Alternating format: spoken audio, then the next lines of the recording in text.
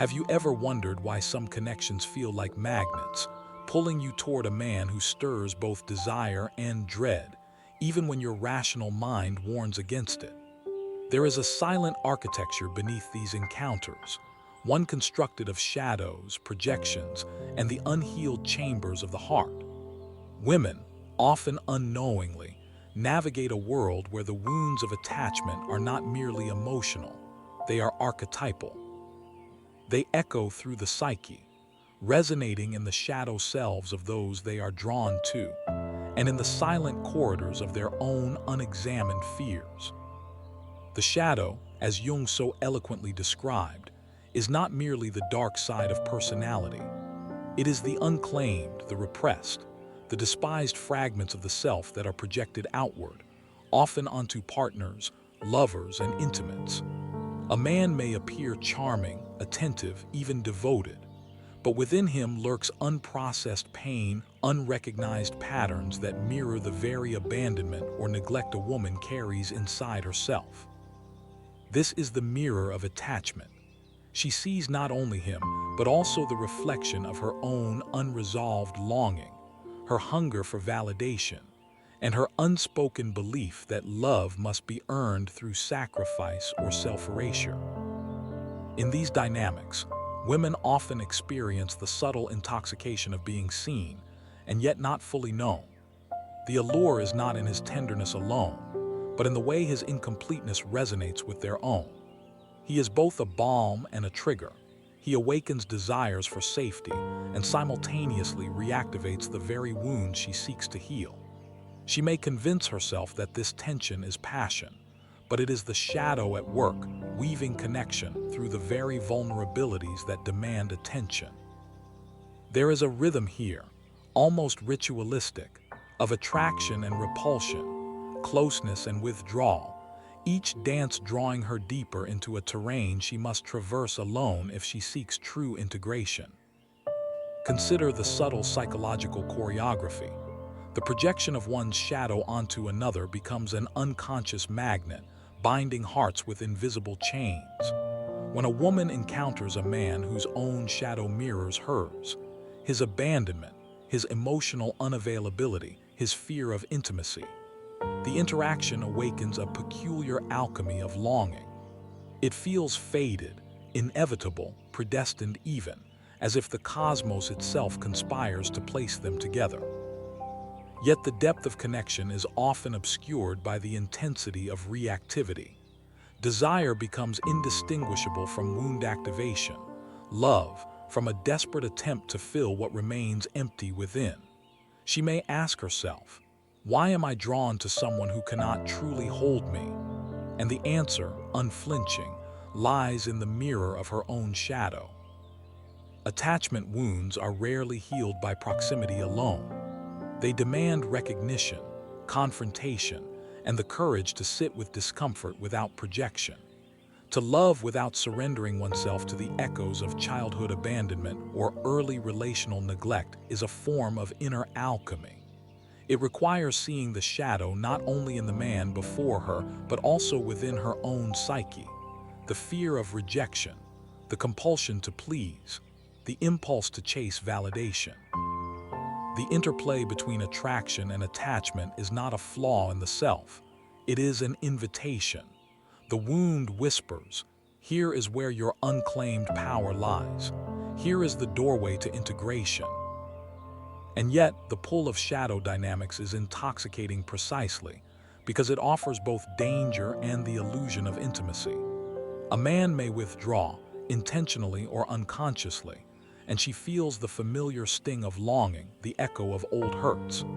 Each flirtation with loss triggers the dormant scripts of inadequacy. If he leaves, she is unworthy. If he stays, she must perform, adapt, or diminish. It is here that Stoic philosophy offers its quiet counsel. Seneca's reminder that we do not control others, that attachment to outcomes breeds suffering, resonates deeply within these relational mazes.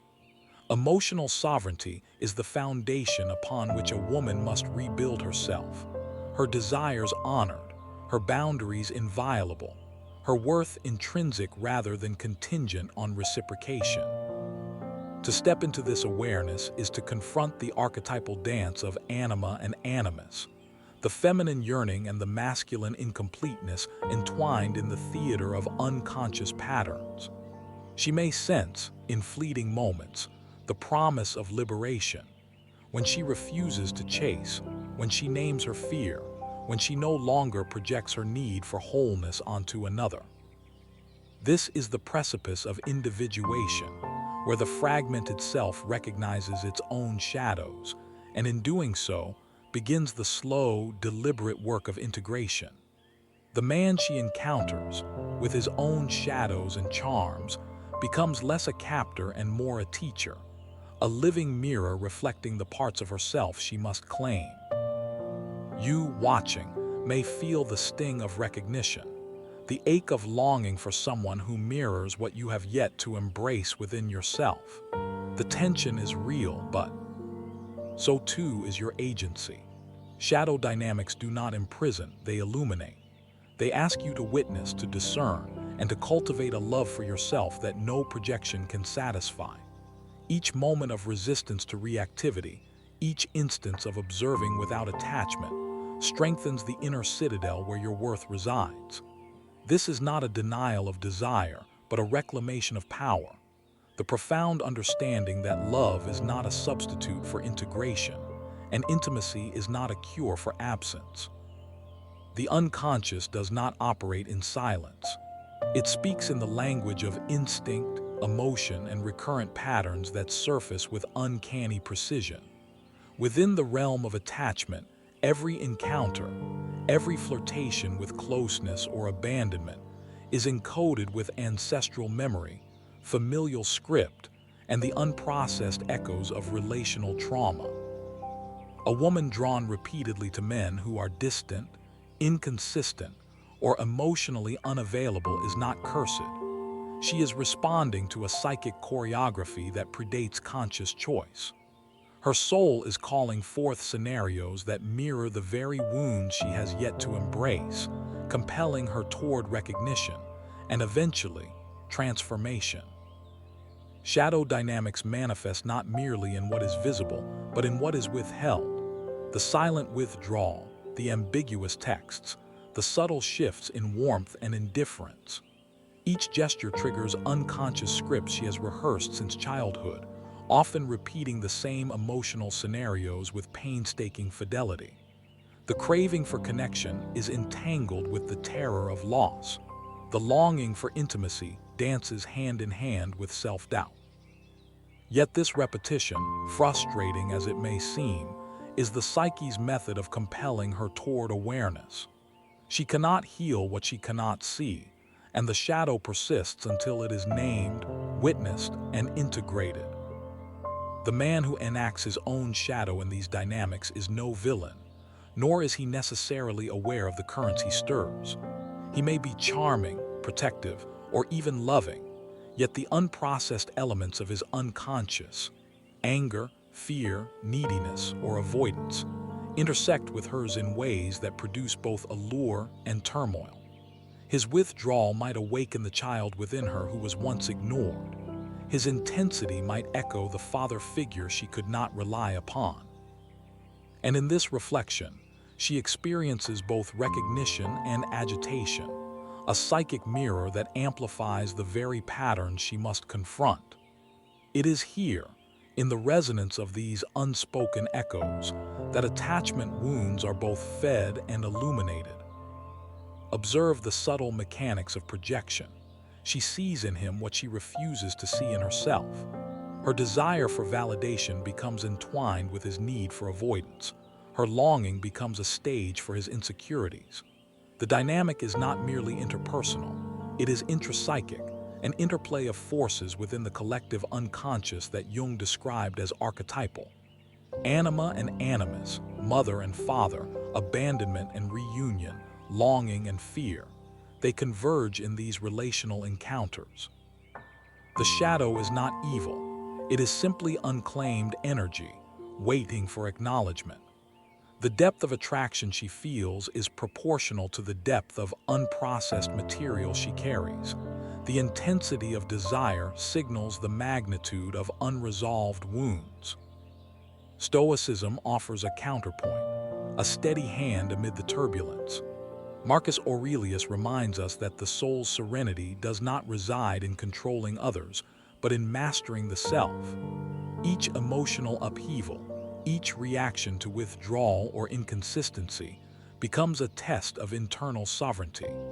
The woman who recognizes her attachment triggers is empowered not by changing him, but by cultivating a presence within herself that is unshakable.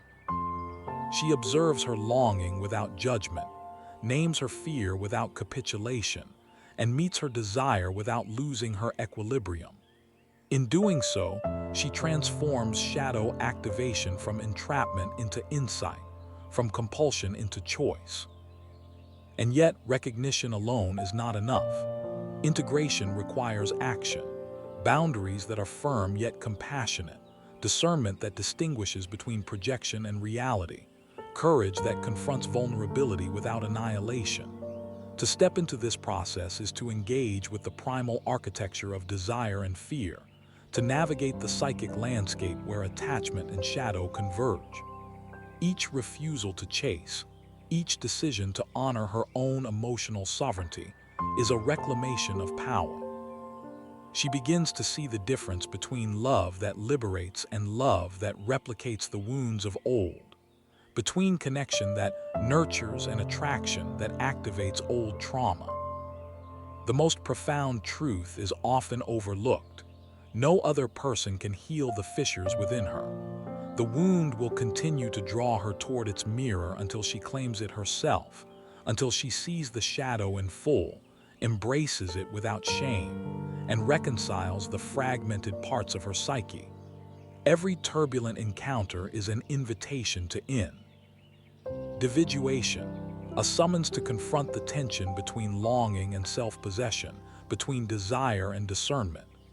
Each moment of reflection, each act of internal observation, is a thread weaving together the fractured self, gradually revealing a woman who stands complete, unshaken by projection, unclaimed by pattern, and luminous in her sovereignty. In the interplay of shadow and attachment, there is a hidden grace. The unconscious does not punish, it instructs. What feels like chaos, like heartbreak, like obsession, is often the language of the psyche urging transformation. The woman who learns to witness, who resists the pull of projection, who integrates the echoes of abandonment without succumbing to them, discovers the true depth of her power. Attraction, desire, and intimacy are no longer arenas of reactivity, but opportunities for conscious engagement with the self and the archetypal forces that shape relational life. The labyrinth of attachment is neither random nor cruel. It is deliberate, archetypal, a stage upon which the unconscious scripts of shadow and longing play out with relentless precision. A woman who has been drawn to the emotionally inconsistent, the unavailable, the transient, is not merely unlucky. She is encountering the living patterns of her own psyche. Each subtle withdrawal, each teasing intimacy, each moment of inconsistency is a summons from the self. Look here, recognize this, do not avert your gaze. The men she encounters are not simply men.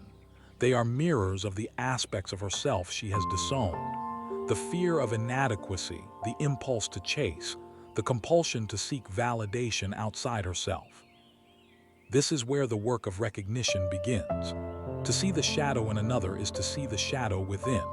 Her attraction, so often mistaken for passion, is actually a dialogue between unclaimed parts of her psyche and the unhealed patterns of his. The intensity of her desire signals the depth of unresolved attachment. The turbulence she feels is the psychic echo of ancestral and personal wounds. Jung called this the confrontation with the shadow, and it is rarely comfortable. It is messy, sometimes painful, and always illuminating. There is no bypassing it, for the wound will continue to call her toward its reflection until she acknowledges the darkness she carries. The projection is subtle yet insistent. A man's silence may feel like rejection, when in truth it mirrors her own unspoken fears.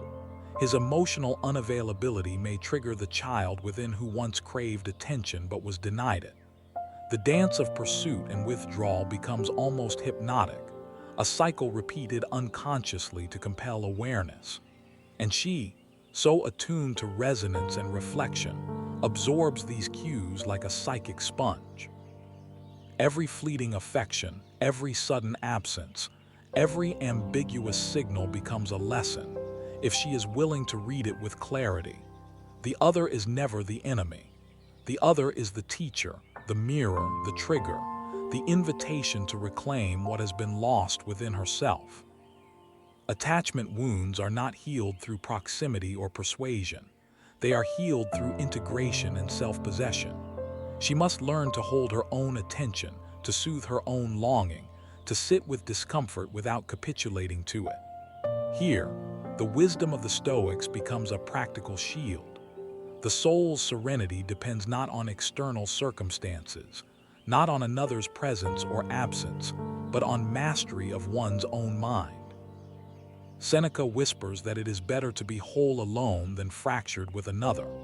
Marcus Aurelius reminds her that the only true possession is the integrity of one's own soul. The unclaimed shadow will continue to stir until she claims it, until she distinguishes between desire and reactivity, until she ceases to project her emptiness outward and instead turns inward with courage. And yet the shadow is not a punishment, it is a portal. The turbulence she experiences, the craving, the fear, the compulsive attraction, is the language of transformation. It asks her to notice where she has ceded power, where she has sought validation, where she has chased what cannot truly fulfill.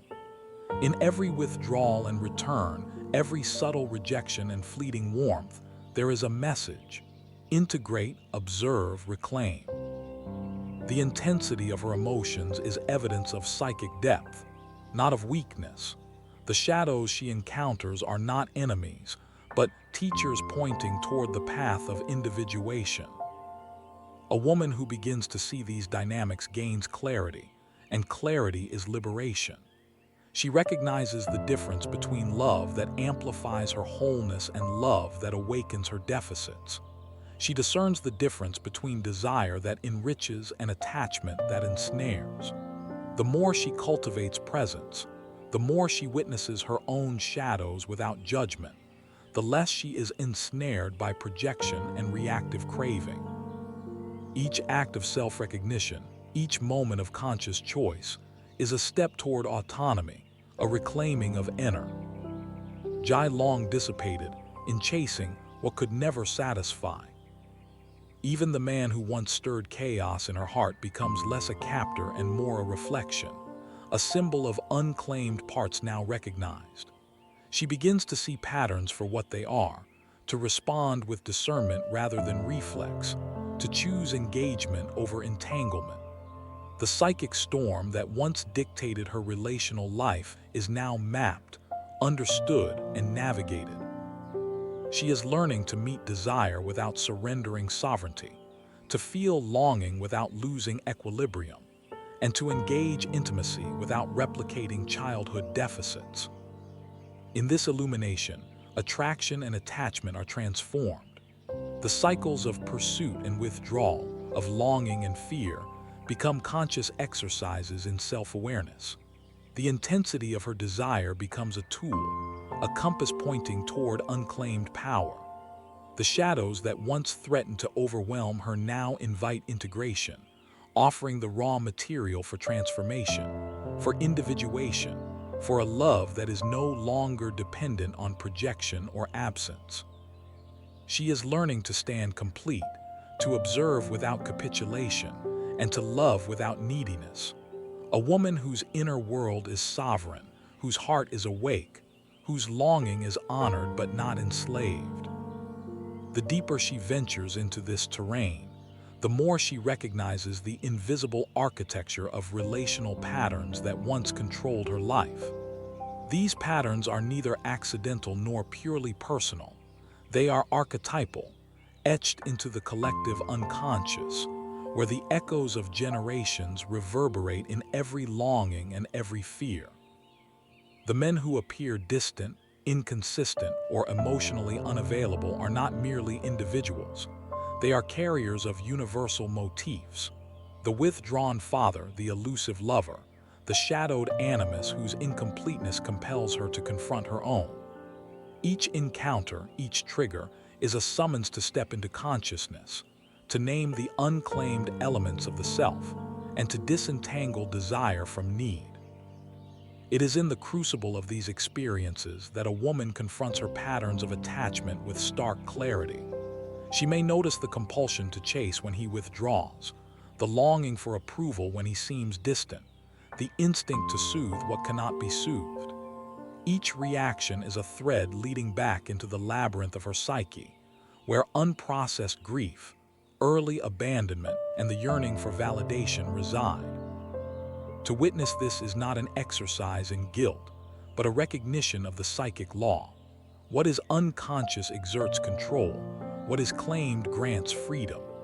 Shadow work is not comfortable, and it is rarely linear. It unfolds in layers, sometimes in sudden flashes of insight, sometimes in the slow, persistent hum of awareness that something in her heart has been reacting to the familiar pattern of absence. The animus, that inner masculine principle, is particularly active in the landscape of attachment. In its immature form, it can manifest as idealization, projection, or the unconscious assignment of authority to another's presence. She may find herself elevating a man to a pedestal, attributing to him the power to validate, complete, or define her worth. Yet the true work lies in reclaiming this power for herself.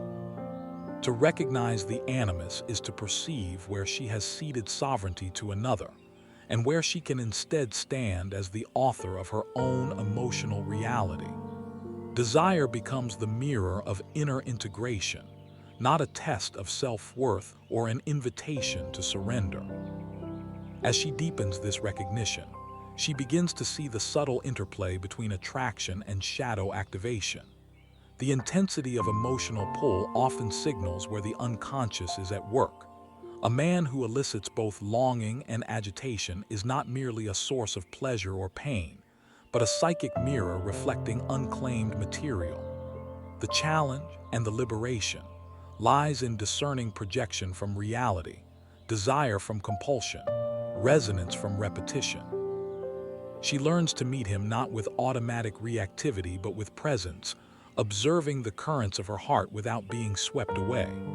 In these moments, she exercises the most profound form of love, self-possession.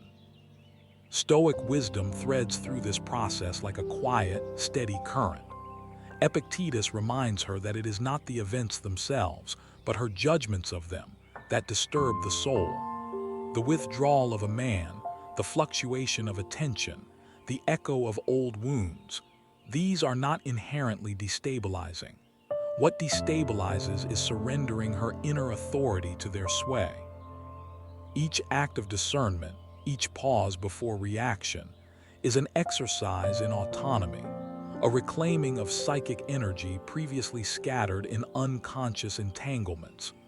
The more she cultivates this awareness, the more the shadows of attachment lose their tyrannical grip.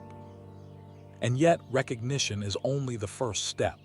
True integration demands courage, boundaries, and the willingness to feel without fleeing. She must learn to embrace the tens. Ion, to hold desire without being consumed by it, and to meet fear without capitulation. The shadow dynamics that once felt like a trap now become a training ground, a crucible in which her autonomy, resilience, and self-worth are forged. Each encounter, each wave of longing becomes an opportunity to practice presence, to witness the interplay of her inner masculine and feminine energies, and to cultivate a relational life guided by choice rather than compulsion. The subtle alchemy of this work transforms attraction into insight.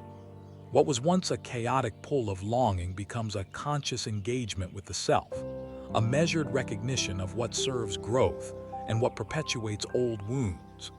She begins to discern men who reflect integration and strength from those whose shadows remain projections of her unclaimed material. The psychic turbulence no longer dictates her behavior, it informs her awareness. She moves with clarity, intuition, and sovereignty, no longer at the mercy of unconscious dynamics, but aligned with the principles of her own inner authority.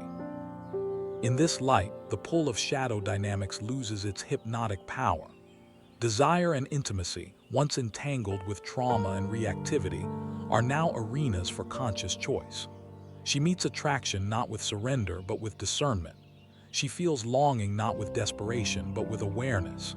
She engages with presence, not projection.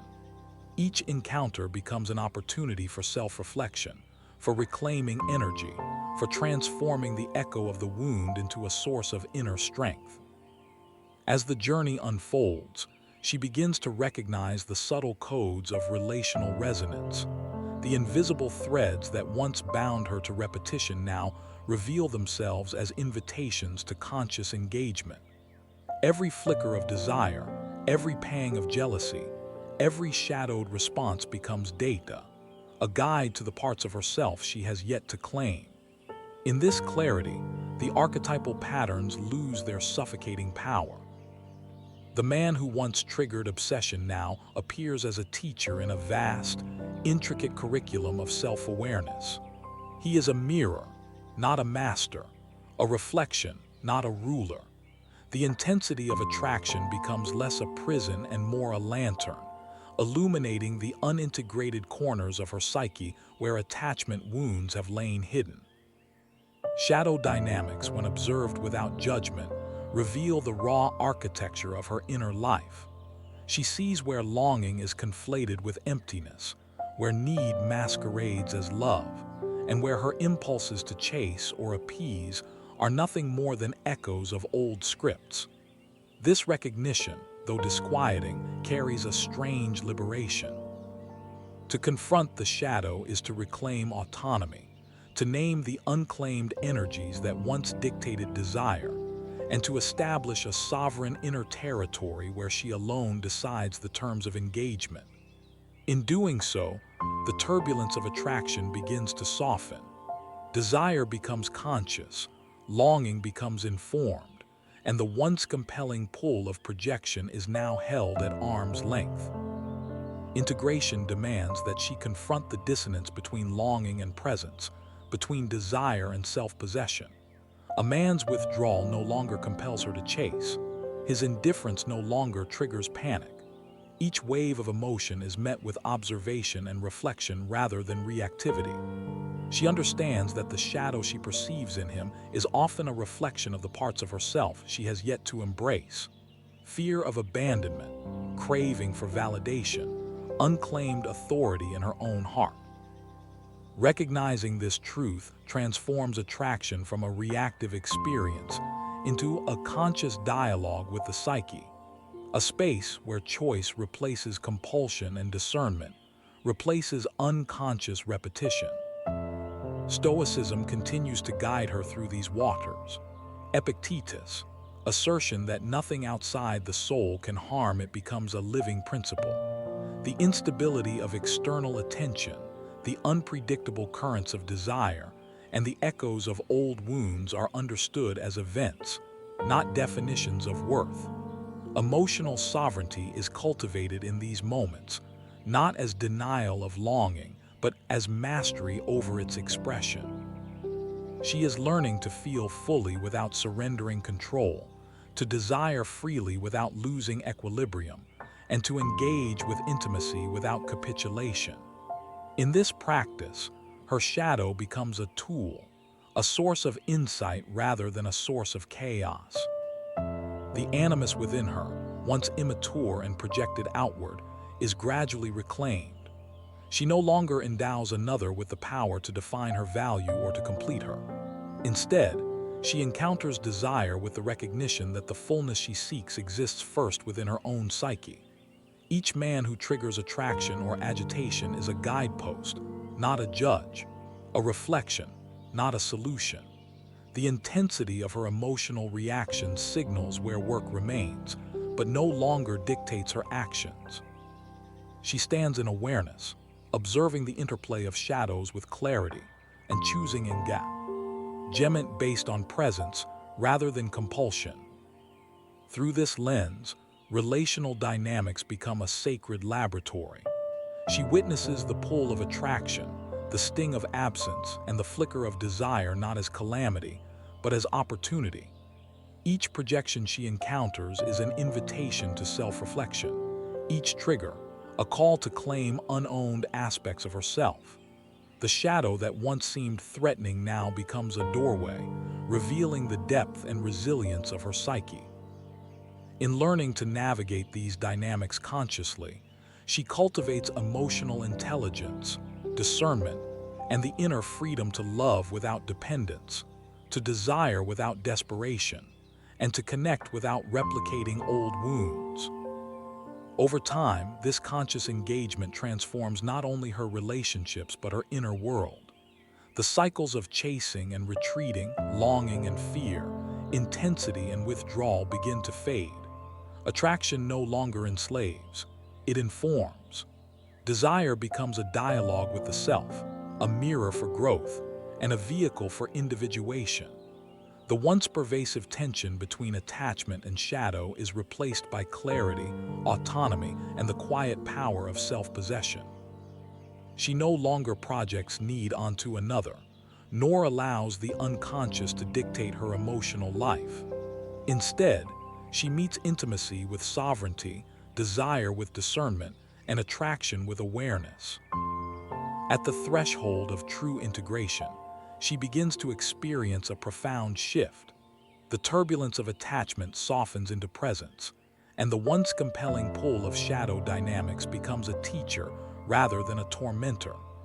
The men who previously triggered longing and agitation are no longer sources of unconscious compulsion. They are mirrors reflecting the maturity and wholeness she has begun to cultivate within herself. The intensity of desire is still present, but it no longer carries the undertow of need. She feels, observes, and chooses, each interaction a conscious dance rather than a replay of old wounds. In this space, she begins to reclaim the energy that was once scattered in the pursuit of validation, transforming it into inner strength, creative power, and self-knowledge. She recognizes that attachment wounds, no matter how deeply etched, do not define her capacity for love. The echoes of childhood longing, the fear of abandonment, and the subtle compulsion to chase are understood not as flaws but as signals from the psyche, markers pointing toward unclaimed power and unintegrated shadow. To meet these signals consciously is to begin the work of true individuation. She learns to sit with discomfort without reaction, to feel longing without surrender, and to observe desire without attachment. Each moment of presence becomes a testament to her sovereignty, a reinforcement of the understanding that her worth is intrinsic, not contingent on attention, affection, or validation from another. The animus, once projected and idealized, is now recognized and engaged within her own psyche. The traits she sought externally, strength, clarity, authority, discernment, are cultivated internally. She no longer searches for completion in a partner, for the soul she seeks has always resided within herself. Shadow dynamics, once intoxicating and destabilizing, are now navigated with awareness and discernment. She discerns between projection and reality, between intensity and compulsion, between attraction that nourishes and attachment that enslaves. Her heart, once reactive and anxious, now beats with measured awareness, its rhythms aligned with inner sovereignty rather than unconscious repetition. In relationships, this transformation is palpable. She encounters men not as saviors, not as tests, but as participants in a conscious exchange. Desire and attraction are experienced fully, yet without the hunger of dependency. Each interaction is colored by awareness. She sees the shadows in herself and in him, and she chooses how to respond rather than reacting impulsively. The pull of attachment no longer dictates her behavior, it informs her growth.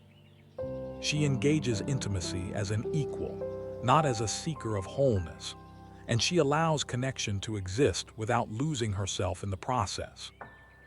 The lessons of the Stoics resonate powerfully here.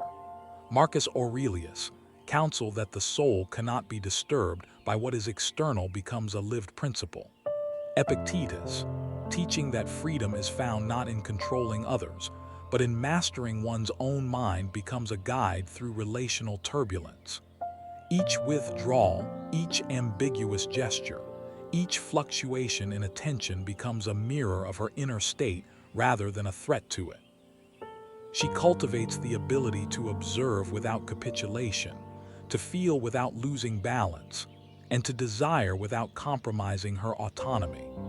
The shadow, once a source of suffering, is transformed into a teacher, guiding her toward wisdom, resilience, and self-possession. With this awareness, the cycles of repetition that once defined her relationships begin to dissolve. The compulsive chasing, the frantic need for reassurance, the unconscious attraction to unavailable partners, all begin to lose their power. What remains is clarity, presence, and the capacity for genuine intimacy. She is free to choose, to desire consciously, and to engage fully without sacrificing herself. The wound, once a source of pain and compulsion, becomes a portal to power, a gateway to the integration of shadow and the reclamation of sovereignty. In the end, the culmination of this work is a profound inner freedom. She stands complete, aware, and unshakable. The patterns that once ensnared her no longer hold dominion. Desire and attraction are no longer weapons or chains, but instruments of conscious engagement. The shadow dynamics that once fed the attachment wound now illuminate the path to wholeness, individuation, and self-love. She moves through the world with clarity, discernment, and the quiet, unassailable power of one who knows herself fully.